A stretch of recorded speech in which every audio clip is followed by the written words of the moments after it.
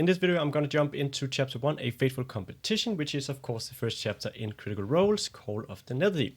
This is the second video in this series where we're going to go through the adventure, talk a bit about how you should maybe run some parts of it, what can be improved, and just my general thoughts on my process for preparing for the adventure. Now, without further ado, let's take a look at Chapter 1, A Fateful Competition. Now, this is a pretty large chapter, so I will not be covering all of it today. What we will be doing is just taking a look at the adventure start and Jigo and the Festival of Merit, and then we'll head into the Emerald Grotto in another video. The first thing I want to cover is what is the chapter really about. In essence, this chapter is about getting the characters situated in the world, in Johas, in Jigo, and also to get them involved with the Festival of Merit, where they can of course have some fun participating in the various events.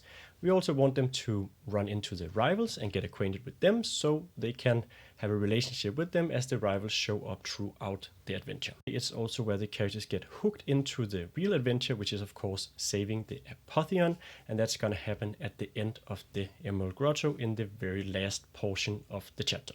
To summarize, we have four things going on here. We want to get them situated in the world, we want to get them participating in the festival, we want them to meet the rivals, and we want them to get hooked into the rest of the adventure. So I have another video on how you can start the adventure off, but basically most of the information you need is gonna be here, and then of course in this blurb adventure start, which basically just plops the characters into the middle of the road as the Festival of Merit is underway. A note I also had in the previous video is you want to probably make sure that the characters and the players are interested in participating in this festival, because the festival is of course what's going to lead them to the Emerald Grotto, which is where they're going to get hooked into the rest of the adventure.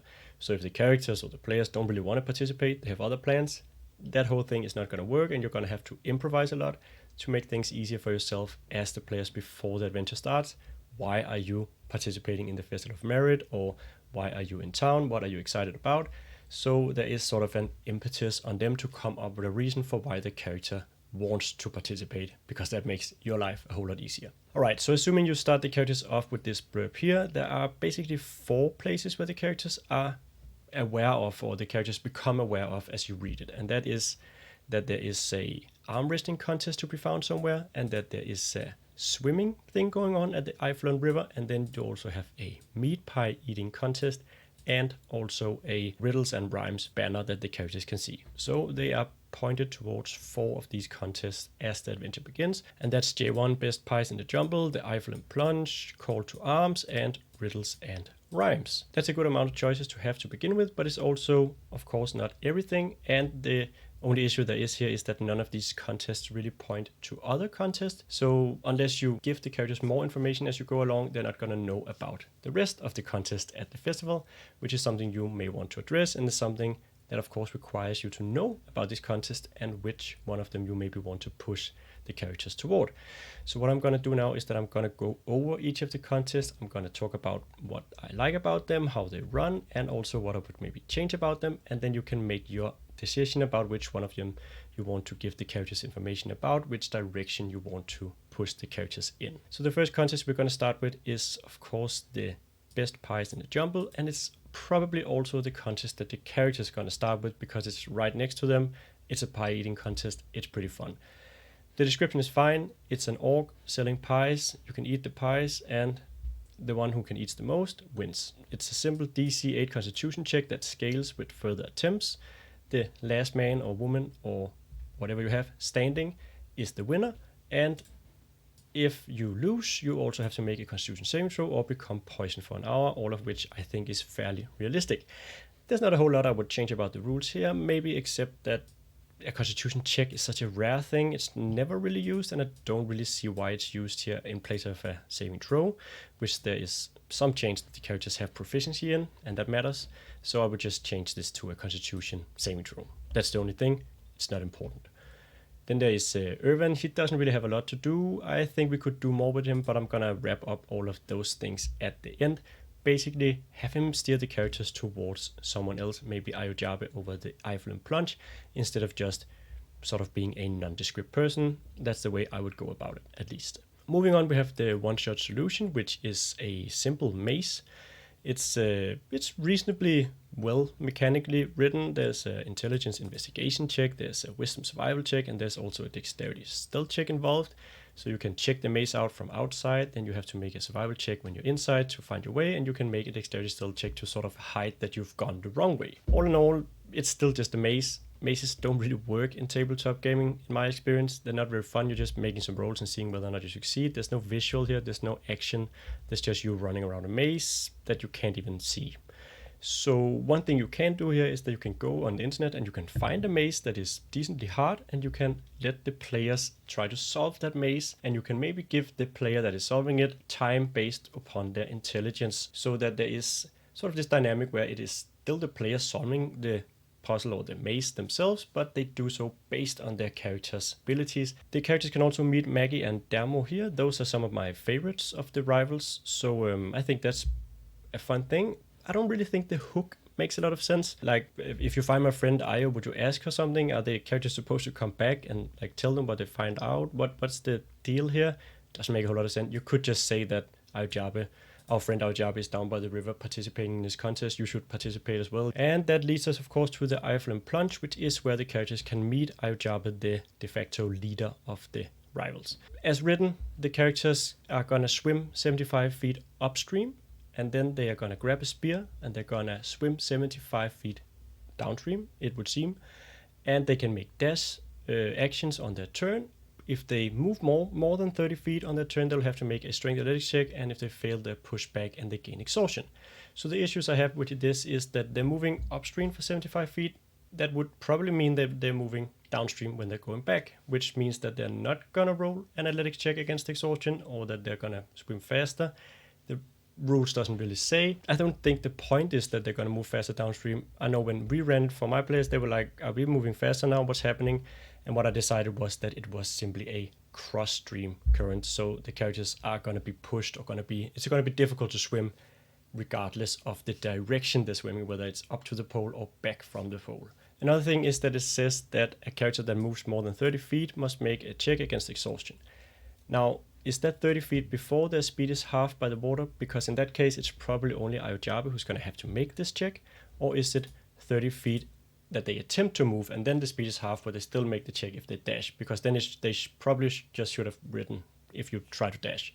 So the way I've written it instead is that if a character tries to dash, they must make a DC 13 strength athletics check. If they fail that check, they lose the action and they haven't dashed.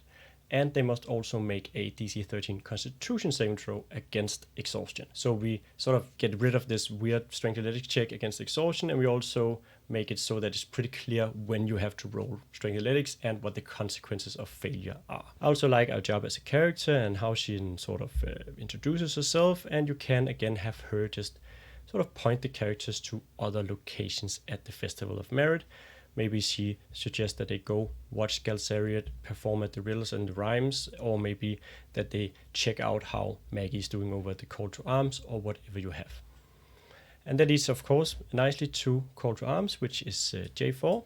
And this contest is a simple arm wrestling contest, so there's nothing majorly exciting here. It's basically just a strength athletics check against the contestant or the opponent, and the winner is the one who wins the match. Now, I usually try to make things less complicated and not more complicated, but I think this contest could really benefit from being a bit more complicated. If you want to bring a bit of a tactical element into it, you can change the rules to the following. Arm wrestling characters make opposed strength athletics checks each turn. If a character wins the check by less than 5, that character gains 1 point and the other character loses 1 point. If the character wins by 5 or more, they gain 2 points and the other character loses 2 points. And if the character wins by 10 or more, they gain 3 points and the other character loses 3 points. Characters can have negative points, and the first character to get to 3 points win the contest. In addition, each character gets a number of d6s equal to their strength modifier, which they can roll and add to their strength athletics checks. If a character has used all these bursts of strength, they instead subtract 1d6 from all subsequent checks until they've finished a short rest. So this way I think the contest gets a lot more interesting strategically.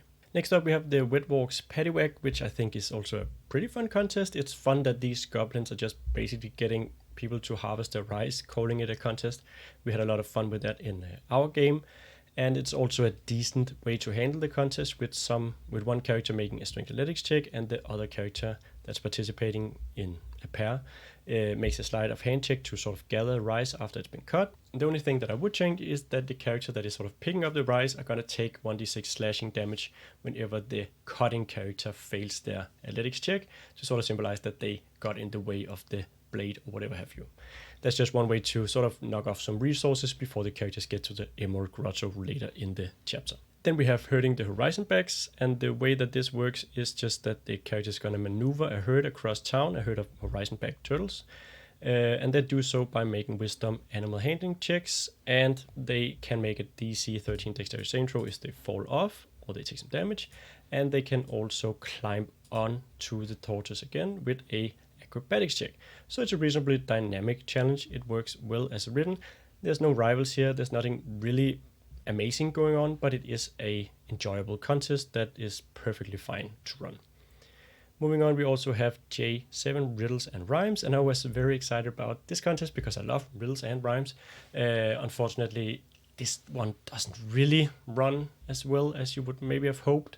In the first riddle, the characters have to figure out which key matches the lock, and that's some dragon symbology where the correct answer is the bronze key, because a bronze dragon is an aquatic dragon that sort of matches the chests or the boxes aquatic feel. The issue that I have with this challenge is that either the player knows that bronze dragons are aquatic and matches the box and stuff like that, so that's player knowledge, that's what we call meta knowledge. On the other hand, the player's character may know it if they succeed on a intelligence, arcana or history check, in which case we're just basically giving them the answer, so that's not really fun either. What I decided was that instead of just straight up telling them the answer if they succeed in this check, they get the knowledge that is either the bronze or the copper dragon, and then the player will still have to make a decision for which one of the keys they're going to try, and then there is a chance that they're going to take this lightning damage as they try to put the wrong key into the lock. It's a minor fix. It's not going to make this riddle really awesome, but it's going to make it just a little bit better. Then we have the star maps riddle, and this one just doesn't work in my opinion.